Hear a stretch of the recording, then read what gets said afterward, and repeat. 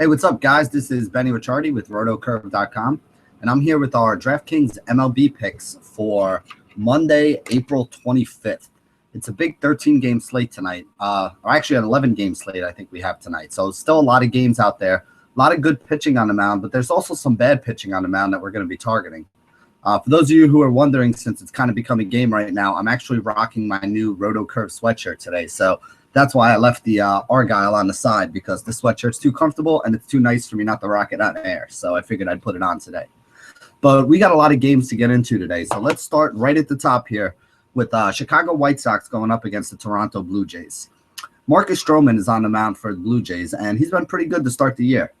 3-0 record, 4.13 ERA, 0.99 whip, only 15 strikeouts in 28 innings. So he's not the kind of pitcher that I want to target to use, but he's also not somebody that I really want to target against. We got Adam Eaton with, basically he's probably the best bat that we can look at here. He's not great, but he is the best bat that we can look at to target against Stroman as a left-handed bat up there at the top of the order. The only other guy I'm really looking at is Jose Abreu, who hits well righty on righty. 380 WOBA for him, 220 ISO score, but he's only hitting 179 this year. He's not off to a very hot start. So like I said, I think it's a pretty good spot for Stroman, but it's not a spot I would use him because he is a little bit low on the strikeouts, which is something that's a problem for him. On the other side of this game, I think it's going to be Miguel. I think it's going to be Miguel Gonzalez who winds up pitching. Now, there was talk that it may wind up being Chris Sale, and Gonzalez is probably the guy who's going to be coming in. Sale is going to be pitching tomorrow now, and as of this morning, it's still not confirmed. But we're going to go with Gonzalez because I think that's the guy that's going to be pitching. Left-handed bats actually did better against him the last 2 years. Gave up a lot of home runs in the last 2 seasons as well. About 1 home run for every 6 innings pitched. Now, that's not really a great thing going up against this Toronto team. The only left-handed bat they really have is Michael Saunders at the top of the order. He's been leading off. He's been hitting well, getting on base, and he's got a lot of big bats behind him. I do like the big bats here today. You know, these guys are all home run hitters, so going up against a guy like Gonzalez who gives up a lot of home runs, it's probably a pretty good spot for them, especially playing in Toronto, very good hitters ballpark. Guys like Encarnacion, Batista, Donaldson, all of them have WOBAs over like 390 against right-handed pitching and ISOs over 250.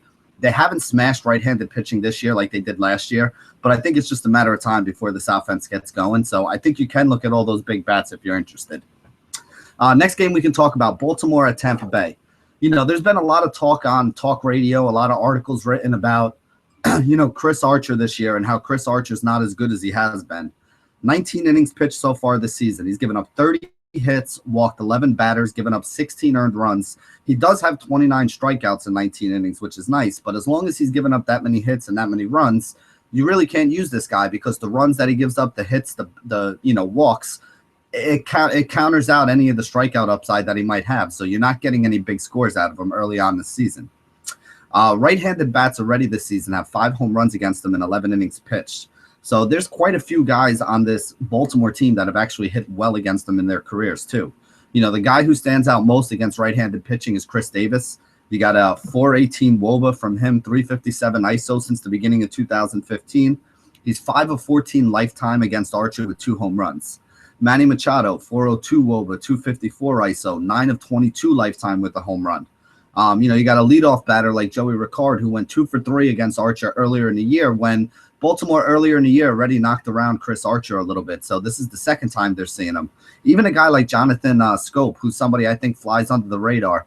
Righty on righty matchup, 361 WOBA, 253 ISO, 4 of 7 lifetime against Archer with a home run. So taking some of these Baltimore bats and stacking them up, I think is definitely a viable way you can go. I know people think Archer's a great pitcher, but he's basically a great strikeout guy right now, but he's not getting guys out. So as long as he's striking guys out, people are going to keep using him, but I honestly think that you can target against him. I think the ownership will be a little bit lower here today because people don't want to target against Archer. But again, if you look at his numbers, it's not like this guy's been lights out. He strikes out a lot of batters. That's how he gets a lot of his outs, but he's also giving up a lot of hits, a lot of walks, and a lot of runs. So there are a lot of fantasy points being scored against him. On the other side of this game, we got Kevin Gausman. He was good in 2 minor league rehab starts already this year. This is his first start up in the majors. Last year in the majors, he had reverse splits. Right-handed bats had a higher average and more home runs against them in both 2014 and 2015. Now, if you look at this Tampa Bay team, there's not a ton of guys that you want to target. The best left-handed bat is probably Corey Dickerson. Hasn't been hitting for average this year, but he does have some power. I think he has 5 home runs already to start the season. So, he has been taking it long, although it's not really there with the, with the average. Right-handed bats have done well against Gossman. And if you look at some of the numbers that some of these righties have, you can see that it might be a good spot here. Logan Forsythe is 4 for 5 against them the last year when they played, including a home run. Evan Longoria, 6 for 18 lifetime against them, including a home run. So, I think I'd actually rather have some of these right-handed bats on Tampa Bay if I was going to go anywhere. Remember, this game is in Tampa Bay. I wish it was in Baltimore. It'd be a much better hitter's park. But if you're going to go with anybody on Tampa Bay, I think you look at some of the righties. And then, we talked about all the guys that I think are in play on Baltimore. So if you want to target against Archer, especially in a tournament, I think you get these Baltimore bats lower owned than they should be. And I think they do have a chance to score some fantasy points today. Next game, we can talk about Boston at Atlanta. Rick Porcello's pitching for Boston, and he's been lights out so far this year. 3-0, 19 innings pitched, 24 strikeouts, 15 hits, 3 walks, and he has given up a few earned runs. I think 10 earned runs, so that is a bad thing there. But Atlanta is a really bad lineup, and they're not a high strikeout team, so I don't think it's the greatest spot for Porcello to have a big time game. But I also don't think you're going to get a lot of these bats that are really going to do well against them. He's been equally bad to right and left-handed bats, so I guess you can look at guys on both sides. But I think I'd rather look at some of the lefties, like Freddie Freeman, 372 WOBA, 220 ISO. AJ Pierzynski hitting in the middle of that order right now is an interesting catcher option. The numbers, 342 WOBA, 138 ISO, nothing spectacular. But he's cheap, he's hitting in the middle of the order, and he does have a little bit of pop, especially against right-handed pitching. So I think AJ Pierzynski could be a sneaky cheap option today. Also like Nick Markakis. Now, I like him more in cash games, 351 WOBA, ISO of only 100, which is why I say I like him in cash games, because he is 11 of 27 lifetime with a home run against Porcello. But again, this is not a guy who's going to give you, 2 home run upside or get you a home run and a stolen base. I don't think he really has the upside ceiling that you look for in a tournament, but I do think that he could get on base 2 or 3 times, maybe score a run here. And, for pretty cheap, get you maybe 10 or 12 fantasy points, which no one's really going to argue with that as price. The other side of this game, we got Julio Teheran going up there. Hasn't been great this year. 22 innings pitched, 23 hits allowed, 8 walks, 14 earned runs. Left-handed bats last year hit 300 against them with a 173 WOBA and 18 home runs in 91 innings. So you definitely want to look at the left. David Ortiz is the one who sticks out right away. 415 WOBA, 323 ISO against right-handed pitching. You got one of the guys who is the worst against left-handed batters and one of the guys who's the best against right-handed pitching going up against each other today. Atlanta's not a great hitter's ballpark, but I definitely expect David Ortiz to do some damage today. Get a couple hits, probably drive in a couple runs as well. You can also look at a guy like Travis Shaw. I mean, he's got double-digit fantasy points in 4 of his last 10 games. Hitting 5th in that Boston order right now. I think he's in a really good spot. Definitely another guy that I would look to have some exposure to. Next game we can talk about, we got Cincinnati going up against the New York Mets.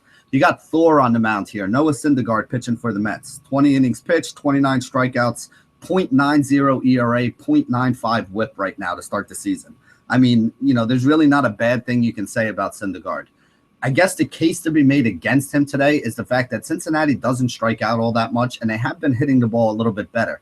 The top of that order is actually off to a pretty good start with guys like Cozart, Eugenio Suarez, and, Joey Votto. Votto's obviously my favorite play here, but he hasn't done well against Syndergaard in his career.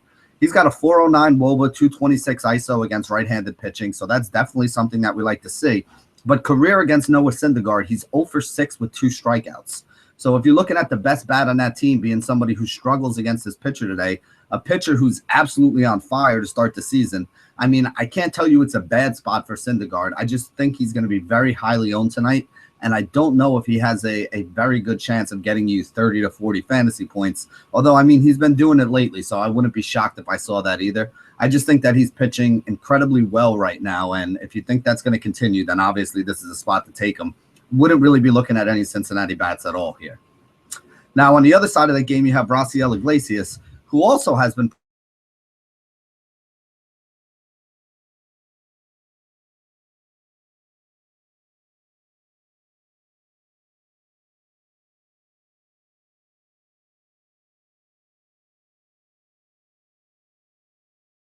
now, 17 plus fantasy points in 4 of his last 8 games. I mean, this guy has been absolutely on fire. He's still incredibly cheap in like the low $3,000 range on DraftKings. So, like I said, Iglesias is not an easy matchup, but I mean, the way this Mets team has been hitting over the course of the last week or so, you got to sit up and take notice. Lucas Duda, he's 7 of his last 22 with 3 home runs in his last 5 games. So another guy that's swinging a hot bat. And then, Cespedes is actually listed as day-to-day, but if he plays, he's another guy that has been smashing righty-on-righty matchups all season long. So I think he's another guy that you can look at there. Next game we're going to talk about is Oakland at Detroit. You got Jordan Zimmerman for Detroit, and he's been really good. 3 starts this year, has not allowed an earned run, 1.09 whip, and he's putting up about 24 DraftKings points per game so far. So, again here, it's not really a team that you want to attack. Zimmerman did have a bad average allowed to left-handed batters last year. They did hit 284 against them. And Oakland does have a lot of left-handed batters. They can get very left-handed in that lineup. You're probably going to see a guy like Mark Canha hit in second. Average is not all that good, but he does have home run upside, hit 2 home runs in his last 3 games. Josh Reddick, probably the best left-handed bat that they have to go up against right-handed pitching. 361 WOBA, ISO over 210. Going to be hitting in that 3 hole, going to be right in the heart of the order. Could be a guy that can get you a couple hits, maybe an RBI or 2, maybe a run scored or 2 as well. Last guy I want to talk about, Stephen Vogt. He's got 12 plus fantasy points in 4 of his last 6 games, hitting in the 5 hole, left-handed bat, very good against right-handed pitching. So there are some guys that you can attack Zimmerman with here. I don't think it's as soft a spot as some people are saying, but I do think that, he's worthy of a little consideration, and some of these left-handed bats on Oakland could definitely be the way to go after him since he usually struggles with left-handed bats. Next game I want to talk about, or the other side of this game, we got Kendall Graveman pitching. He's actually had a pretty solid start to the season. 2.04 ERA, 0.91 whip. Last year, right-handed bats and righty-on-righty matchups actually did better against them. 278 batting average with 11 home runs in 60 innings. That's a tough assignment for him against this Detroit team. You got guys like Miguel Cabrera, 392 WOBA, 180 ISO, even though he's had a little bit of a rough start to the year. J.D. Martinez hits righty-on-righty very well, 365 WOBA, 236 ISO. And then even Justin Upton, 350 WOBA, 217 ISO. You got a lot of big bats from the right side that hit right-handed pitching well, and you got a guy with Graveman who's reverse splits. I don't think it's a very soft spot for him here. So the big right-handed bats, especially the guys with home run power on Detroit, I think they're all in play. I think you can look at all these guys here today. Like I said, a lot of these guys do hit pretty well in righty-on-righty matchup, and they all have power and in a pretty good spot. Next game we can talk about, the Yankees going up against Toronto. Nathan Eovaldi on the mound for the Yankees. 17 innings pitched this year. It's allowed 4 home runs already, a 6.11 ERA, a whip of 1.36, but he does have 22 strikeouts in only 17 innings. I can see him having a big strikeout game here against a Toronto team that strikes out a lot, but because he throws a lot of fastballs and a lot of straight fastballs, I could also see 1 or 2 of these guys turning on one of them and him giving up a couple home runs and a couple runs in the process. They're going against Texas here. I think all the left-handed bats from Texas are in play against Eovaldi. So you got to look at the top of the order. Guys like Nomar Mazara, guys like Prince Fielder, guys like Mitch Moreland. I like Prince a little bit more than I like Mitch Moreland. I think if you're playing in a tournament and you want to do something different, you can go Moreland instead. Remember, both of these guys are only first base eligible, so you can't fit them in a lineup together. You can't stack them up. But if I'm going to attack Eovaldi at Texas, I definitely want to go with these left-handed bats.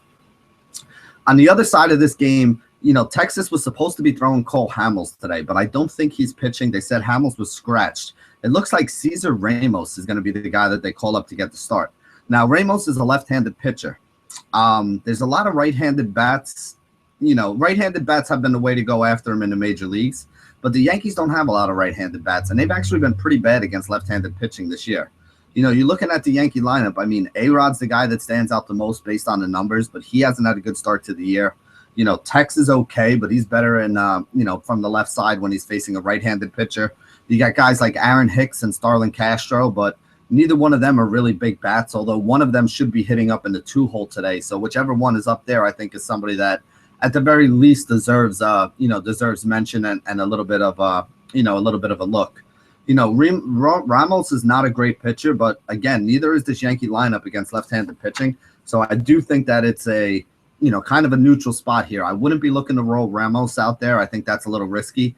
But at the same point in time, I'm not really looking to attack him with a whole bunch of Yankee bats because they just really have not hit left-handed pitching well this year. Next game we can talk about, Cleveland against Minnesota. You guys asked me if I would talk about some of my favorite pitchers on the day. And basically the way I do it is I look to try to see which bats, are guys that are in good spots. And when there's no bats that are really in a good spot, that becomes a pitcher that I think is interesting. And I'm going to be honest with you. I think Salazar is probably my favorite pitcher on the day. 18 innings pitched so far this year, 8 hits, 9 walks. So he's got a whip below 1. He's only given up 3 earned runs in those 18 innings that he's pitched so far. So his ERA is, basically 1.5 at this point. And he has 23 strikeouts in those 18 innings. So he's got the strikeout upside. He hasn't been getting hit a lot. He hasn't been giving up a lot of base runners. He hasn't been giving up a lot of runs. And he's a dominant right-handed pitcher with K upside that's going up against a horrible lineup with a high K percentage. So this is exactly the kind of guy that I like to target. The only bat on Minnesota that even scares me a little bit against Salazar here is Joe Mauer. Mauer is 4 of 13 lifetime with 3 doubles against Salazar. Salazar gave up a little bit of a higher batting average to left-handed bats last year, but I don't think either side of the plate hit over 225 against him. So he was very good last year and is very good right now to start this season. Has a real soft matchup here. I really like Danny Salazar. I think he's one of my top pitching options on the day. Now, on the other side of this game, we got Tommy Milone, the lefty. Right-handed bats are the way to go after him. Higher average, more home runs from the right side. But Cleveland's not really good against left-handed pitching. There's 2 guys that kind of stand out a little bit to me. Mike Napoli with a 403 WOBA, 285 ISO. He hits left-handed pitching very, very well. 5 of 14 lifetime against Tommy Milone with a home run. So he's obviously somebody we want to look at. The other guy is Francisco Lindor. You're getting a shortstop batting in the 3-hole, which there aren't many of them that hit that highly up in the lineup. 381 WOBA for him, 200 ISO. And like I said, he's been pretty hot to start the season. He's got a great lineup spot. He's going to be in front of Napoli today. So I think him and Napoli are the 2 guys that I would look at on this Cleveland team. I really wish there were more bats I could target against Milone. I don't think he's a very good pitcher, but I don't really see a lot more standing out on this Cleveland team. Everything else I think just gets a little bit risky as you go down the line. Next game we can talk about, the one that everybody wants to know. We got Pittsburgh against Colorado. Interesting matchup here. You got Jeff Locke for Pittsburgh, the left-hander. He has been horrendous this year. ERA 7.24, whip 2.63. Right-handed and left-handed bats have hit him hard. So basically everybody's going to be in play there on that Colorado team. The guys who stand out the most based on the numbers, obviously Story, the shortstop, he has very limited major league sample size, only 18 at-bats. But in those 18 at-bats, he has a 500 WOBA and a 470 ISO score. Is that going to come down? Yes. It's never going to stay that high. There's absolutely no way he would be the greatest hitter in Major League Baseball history. But he does hit left-handed pitching well, and he is at home in Coors Field, which is a great hitter's ballpark. So I'm not going to tell you that he's not somebody that you want to look at. Nolan Arenado, 341 WOBA, 228 ISO. He actually hits better in righty-on-righty matchups. His WOBA is a little bit higher, but it's not like he struggled against left-handed pitching. And honestly, this guy just mashes the baseball, especially at home in Coors Field. So I still think Arenado's another guy. Both of them are expensive, but I think both of them are worth it to pay up for. For a cheap option, I really like Ryan Rayburn if he gets his way into the lineup. This is a guy who historically has owned left-handed pitching. 436 WOBA, 293 ISO since the beginning of 2014. Just an absolute stud against left-handed pitching. So hopefully he gets in the lineup. Hopefully he's in the 6th spot or higher. His price is still pretty reasonable, so I think he's somebody else that we can look at here against the lefty lock. Now, on the other side of this game, Jorge De La Rosa was scheduled to start, which is why you have the 2 highest-priced outfielders being Marte and McCutchen, 2 guys who smashed left-handed pitching for most of last season, going up against a bad Jorge De La Rosa in, Coors Field. But De La Rosa was a late scratch, and it looks like they're going to be pitching Chad Bettis. And Bettis has actually been really solid, although he is a reverse splits guy, so I guess the right-handed bats are still in play. But these guys would be a couple $100 cheaper if Bettis was the guy who was the announced starter when they priced him, as opposed to Jorge De La Rosa. So anybody that you're looking at that's still a good righty-on-righty matchup on this Pittsburgh team is going to be higher priced than they should be, which gives me a little bit of caution. It's going to be very tough to stack up Pittsburgh bats today in Coors Field, although I know people are going to try to do it because it's Coors Field and, they're the away team in Coors and blah, blah, blah, and everything else. McCutchen, 370 WOBA, 191 ISO. Probably the top option. Marte, 350 WOBA, 160 ISO against right-handed pitching. He's somebody else in play. John Jaso, if he's up at the top of the order, left-handed bat, 368 WOBA, 168 ISO. I mean, these are probably the guys that you want to look at, but I got to be honest, I like these Pittsburgh bats a lot better when I thought De La Rosa was going to be in. Like I said, Chad Bettis has been pretty good. I know it is in Colorado, so you always got to take a pitcher down a little bit here. I wouldn't take Bettis, to be honest with you, but I don't really see this Pittsburgh team lighting him up for 10 runs. I think he could have a game where, he gives up 4 runs or less, which, is basically a quality start in Coors Field. If you can go 7 innings and give up 4 runs or less, there's a good chance your team's going to win the game because especially with a guy like Locke on the other side, I think that they're going to be able to put up some runs. So if the Rockies can put up some runs and Bettis can just limit the damage so that he doesn't get lit up, which I think he can, I don't think this is as great a spot as a lot of other people do for the Pittsburgh bats. I think they're going to be highly owned today. And, to be honest with you, I think I'd rather have guys on the Colorado side, which I don't think is the popular way to look at it today, but that's the way that I'm looking at it. Next game we can talk about, we got St. Louis Cardinals going up against the Arizona Diamondbacks. You got Zach Greinke on the mound for Arizona. I mean, if you told me which Zach Greinke we're going to get here, then I would be able to do this analysis a lot easier. Are we going to get the guy who threw a 1-hitter against San Francisco over 7 innings with, 9 Ks and looked kind of dominant? Or are we going to get the guy who in his first 2 starts here at Arizona, basically got lit up and looked like a waste of, $200 million or whatever that huge, ridiculous contract that he got in the offseason was? I really don't know. I mean, if the Greinke we saw the first 2 starts shows up, I think the St. Louis team is pretty solid. They got a lot of lefty bats to attack them, and I think that they could embarrass them here. If the guy that we saw in San Francisco shows up, I mean, he could wind up throwing a shutout because that guy looked dominant, or, maybe like a 3 or 4 hitter, scatter a couple hits, 1 or 2 walks, get a couple strikeouts, maybe give up a run or 2 and, turn in a quality start. There are guys that stand out based on the numbers. I mean, Matt Carpenter, 387 WOBA, 245 ISO, always hits right-handed pitching well. Guys like Jeremy Hasselbaker, Randall Gierchuk, righty on righty, even Matt Holliday, righty on righty. All these guys are in pretty good spots. All these guys do a pretty good job. So I think that, I don't know. Like I said, I'm on the fence. I mean, if we knew which Greinke we were going to get today, it would be easier. I guess the best way to say this is if you want to use any of these guys, Greinke or any of the St. Louis bats, it's probably better to be something you mess with in tournaments. And, because I think you're going to get them all pretty low owned. In cash games, though, I think I'm steering clear of this game entirely. On the other side of this game, you got Jamie Garcia. Garcia's been really good. Left-handed bats actually hit him better than right-handed bats do, so he's a little bit of a reverse splits lefty, which is not something we see often. David Peralta being the one lefty who I think you can attack him with, but Peralta's not great in lefty-on-lefty splits, but he is right there in the middle of the order. I know that he's better against left-handed bats, and right-handers actually have a lower average against them. But a guy like Paul Goldschmidt is just such a good right-handed bat and hits left-handed pitching so well. I think he's in play too. 442 WOBA, 228 ISO score, 248 ISO score. Definitely think that's something we want to look at. Wellington Castillo, 350 WOBA, 278 ISO score. Huge ISO score that he has. 5 home runs already this season. So that's a really, really good, home run upside kind of tournament play if you want to look at somebody to take against Garcia. Garcia doesn't give up a ton of home runs, but like I said, Castillo just basically swings for the fences, and Arizona's a good hitter's ballpark. So I think that's something you can look at. Next game we're going to talk about is KC at the Los Angeles Angels of Anaheim, or whatever they're going by these days. Ian Kennedy's pitching. So far this year, he's been really good. 1.35 ERA, 0.90 whip in his 3 starts. But last year, he was a guy that gave up a ton of home runs, even playing in a park that doesn't give up a ton of home runs. 31 home runs allowed in 168 innings pitched, so slightly more than 1 every 5 innings. So I definitely think you can look at some of the power bats here on the Angels. Now, when we talk about power bats on the Angels, I mean, who are we really talking about?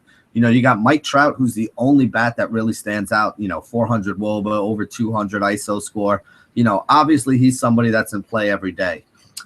Pujols actually hits well in righty-on-righty situations, so he may be the other guy to look at, but he hasn't really been great to start the year. But that's about it. I mean, there's not much else in this Angels team I really want to look at, so I think you can target some guys against Kennedy. I don't think that 1.35 ERA and 0.90 whip are going to stay all season, but I just don't think this is the matchup where there's a lot of guys that stand out to me. Other side of this game, we got Garrett Richards, who I feel bad for. I mean, this guy's 0-3 on the season. His ERA is only 3. His whip is 129. He's got 25 strikeouts in 24 innings. he should have a better record. He should get more wins. But this seems to be a reoccurring theme with him because he doesn't get a lot of offense behind him. He's actually been a reverse splits guy, and if you look at some of the BVP history on his team, you can tell that actually is the case because the righties hit him better than the lefties do. The one righty who stands out on this KC team, Lorenzo Cain, is 5 for 11 lifetime against Richards with a home run.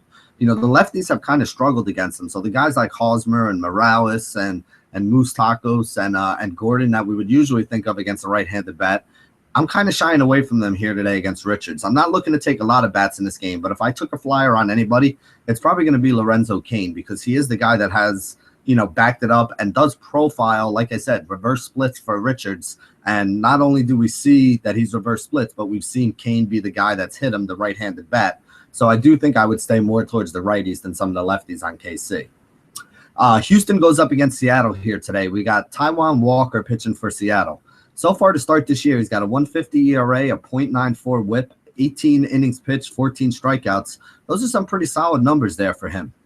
This is a very tough Houston team that he faces here, and they do strike out a lot, but Walker's not really been a big strikeout pitcher, so I don't think he really profiles to do great against them. It is good for him that this game is home in Seattle where he's pitched better. On the road in Houston, I think he would be a guy I targeted against, but at home in Seattle, I'm not really looking for an explosion of runs here by this Houston team. The two guys that I would look at a little bit, Carlos Correa at a weak shortstop position, 360 WOBA, 211 ISO score. Been struggling a little bit, and Story is at home in Coors Field against a lefty. So the upside for Correa in a tournament today is I think you're going to get this guy way lower owned than you've been getting him all season long. The downside is it's not the splits that we would prefer. It's not a good hitter's ballpark. He's getting a park downgrade. And again, he's been a little bit cold. So I don't know if you really want to rock and roll with him here as your shortstop. He is still expensive. I mean, he's cheaper than Story, but it's not like he's a $3,400 guy where we're getting good value on him. The other bat I want to look at is Colby Rasmus, 351 WOBA, 266 ISO. He's been flashing the power. He's been hitting in the cleanup spot. He's had a really, really good start to the season. So if you're looking for a left-handed bat to go and attack Walker with, Rasmus is really the only left-handed bat in the top 5. They go Altuve righty, Springer righty, Correa righty, all good hitters, but not really the matchup you want for any of them. Rasmus in the 4-hole, and then he's followed by Tyler White, another righty who actually has hit right-handed pitching well, although it's a small sample size, so I don't want to make too much of it. But I do think that Houston does get to Walker here for, a couple runs, although not a huge game. So I guess you can probably look at some of these bats if you wanted to round out a roster. The other side of this game, we got Doug Fister pitching. Right-handed bats actually did better against him in both 2014 and 2015. So righty on righty with Seattle, I think the guy that stands out is probably Nelson Cruz. 368 WOBA, 236 ISO score in righty on righty situations. Guy's got big power, could have a big game against any pitcher. And Doug Fister's not really somebody who scares me at this stage of his career. I think the lefty bats you can look at are in play too. Adam Lynn and Robinson Cano basically have the same numbers, about a 360 WOBA, about a 196 ISO score against right-handed pitching. So I think both of those guys are in play. Both of those guys are guys you can look at. And I do think that Fister gives up a bunch of runs here today. We got Miami going up against the LA Dodgers here. Wei-Yin Chen, the lefty, is pitching for Miami. Right-handed bats hit 274 against him in 2015. And as we know, the Dodgers like to use these platoon split kind of things. So there are some right-handed bats that I really want to take advantage of in this lineup. Now, whenever they go up against a lefty, I love Kiki Hernandez. You look at his numbers since 2015, 552 WOBA, 367 ISO score against left-handed pitching. That's insane. That's like Hall of Fame type numbers. That's how good the production has been. So whenever they go up against a lefty, I always want to get Kiki in my lineup, especially if he's going to be leading off or hitting second somewhere up at the top of that order. I mean, like I said, this is the guy you look at whenever the Dodgers go up against lefties. So he's very, very cheap on just about every site today. I think he's definitely one of the salary savers you want to use in order to be able to go up and get a pitcher like a Noah Syndergaard or a Danny Salazar, who we talked about before. Yasiel Puig, 382 WOBA, 232 ISO, another right-handed bat that hits left-handed pitching well. You can look at a guy like Trace Thompson, Klay Thompson's little brother. He's been getting some spot starts in the outfield against left-handed pitching as well. 401 WOBA, 265 ISO. Like I said, You got to look for the platoon splits here because there's going to be some. Kiki's probably going to be the guy up at the top of the order. He put up a monster, like 40-point performance against a much better left-handed pitcher and Madison Bumgarner a couple starts back. So, we've seen this guy smash lefties his whole career. Definitely somebody that's in there. I'm telling you, if you're playing in cash games and you want to pay up for pitching to have some safety, this is the guy that you should be using in Kiki Hernandez to, save that salary. I think he's only like $2,500 or $2,400. Save you the salary to go get the studs and not really give up much upside for you. On the other side of this game, we got the rookie Ross Stripling.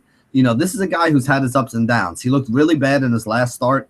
It was his third start of the year. His first start of the year, though, remember, he took a no-hitter into the seventh inning before getting pulled and ultimately losing the game because the guy he walked before he got pulled wound up coming around to score. So, he's been good, and he's also been pretty bad, which is what you expect from a rookie. He's going to be up and down. Left-handed bats are the way you really want to attack them. So guys like D. Gordon and Yelich are probably the top two. D. Gordon leading off, had a couple stolen bases yesterday, which is really what you're looking for out of him. If you're paying up for D. Gordon, you're not doing it because he's going to hit home runs for you. You're doing it because he has a chance to get on base 2 or 3 times. And if he gets on base 2 or 3 times, he can steal you 1 or 2 bases and, wind up getting you 20, 25 points that way. Yelich is somebody who I don't like using in tournaments because he doesn't have upside for power, but he's just a solid, consistent, 300 kind of hitter with a, solid 350, 360 WOBA and, a low ISO score. Like I said, he hits a lot of singles, he hits a lot of doubles, but he hits in front of Giancarlo Stanton, so he's going to see a lot of fastballs, and he does hit behind D. Gordon. So if D. Gordon gets on base, steals a base or two, maybe gets knocked over to third on a sacrifice fly or, a ground ball to the right side of the infield, you end up with Yelich up there as a solid average hitter who puts the ball in play with a guy like D. Gordon on third base to knock in, and then a guy like Stanton behind him who can always hit a home run and knock him in. So he gets some points by getting hits and walks. He gets some points by, knocking in a run or scoring a run. Very solid cash game play, but I don't think he has tournament upside. But I do like Yelich. If you want some cheap guys with tournament upside, the lefty bats that have some home run power, Justin Bohr, Derek Dietrich. If either of these guys get into the lineup, I think they're worth a look. And then obviously Stanton has the home run power. He's only hitting like 193 so far this year. But again, I mean, this is a guy who has double donk potential in any game. Again, Stripling the rookie, I don't, I'm not really sold that this guy's going to be a big time pitcher. So I do think that, that first game where he almost threw a no-hitter is more the aberration than the norm we should expect out of him. So that brings us to the last game on the day, which is San Diego against San Francisco. And looking at the numbers, I might have a little bit of a hotter take on this than other people do. But Madison Bumgarner has been okay to start the year. 23 innings pitched, 391 ERA, 139 whip. Both of those numbers are high. He does have 29 strikeouts in 23 innings, though. So that's pretty good numbers. I think you can be okay there. Now, like I said, by his standards, it hasn't been a great start to the season. And the thing I've noticed about San Diego is San Diego can hit left-handed pitching. They can't hit right-handed pitching. That's where they've been getting absolutely killed. That's where we've been able to target against them and have a, really good upside. But against left-handed pitching, they've basically, they got guys like Matt Kemp who hits lefties pretty well. Derek Norris, who's basically known as a catcher that can hit left-handed pitching. Will Myers, who hits left-handed pitching pretty well. Last week in San Diego, they got Liriano and then Jeff Locke in back-to-back games and lit both of those guys up. In Colorado, I think they had a big game against Jorge De La Rosa, another lefty, which, again, a lot of people have big games against De La Rosa, but there's a pattern emerging here. Against right-handed pitching, this team cannot hit. They strike out. They're one of the teams that you want to target pitchers against. But against lefties, they're doing all right. They're putting up some decent runs. And like I said, they did it to Liriano. Locke and Jorge aren't great pitchers, but they were able to get to Liriano, who is a pretty good pitcher. I'm not saying that I want to target all these bats against Bumgarner. I'm just saying it might not be as soft a spot for Bumgarner as some people think it is if you just look at the overall numbers for San Diego. If you break it down into righty and lefty numbers, they've actually not been as bad against left-handed pitching. So, I wouldn't use Kemp, Norris, or Will Myers, but it's also the reason why I'm not using Bumgarner today, and I'm kind of steering clear of him. Now, on the other side of this game, I think Drew Pomeranz does have a really good matchup against San Francisco. Since the start of 2000.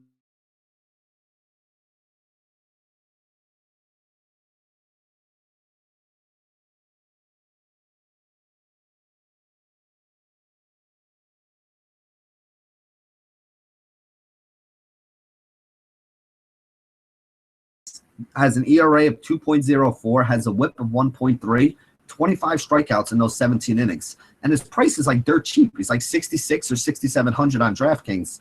So you can pair him together with one of these, top line big time starters like a Syndergaard or a Salazar, and still have like $33,000 or $34,000 left to go get some bats. So that's kind of the way I'm looking at it. I mean, the guy who has the best numbers against left-handed pitching on that San Francisco team since the start of the 2015 season is Buster Posey, and he's only at a 357 WOBA and a 182 ISO score. So he doesn't even really reach the thresholds that we usually look at of 360 and 200 for guys who we consider to be in really good spots. I'm not saying it's a bad spot for Posey. His numbers are about where, a little bit above average, right around where you would expect a good player's numbers to be in a bad matchup. And I think that's what he has. Like I said, if he's got the best matchup of everybody, and that's the numbers that he has, I really think Pomerantz is kind of a sneaky play here tonight. So I'm not really on board in San Francisco with any of these bats. I mean, San Francisco was not a very good hitter's ballpark last year. And like I said, the more I look at it, I think Pomerantz is actually in a better spot here than Bumgarner. I wouldn't be surprised to see this turn into a pitcher's duel and finish 2-1, 3-2, something like that. Really do not expect a lot of runs in this game. And if we don't expect a lot of runs, then we can't expect a lot out of the bats here. So that's kind of the way that I see it. And that pretty much sums it up with our, slate for today. Like I said, we had 13 games. I was wrong there. We did have 13 games on the slate here today. There's a lot of good pitchers on the mound, a lot of guys you can pay up for. There's also a couple bad pitchers, a lot of guys that you can stack against. There's a game in Coors, so that's going to have some big ownership.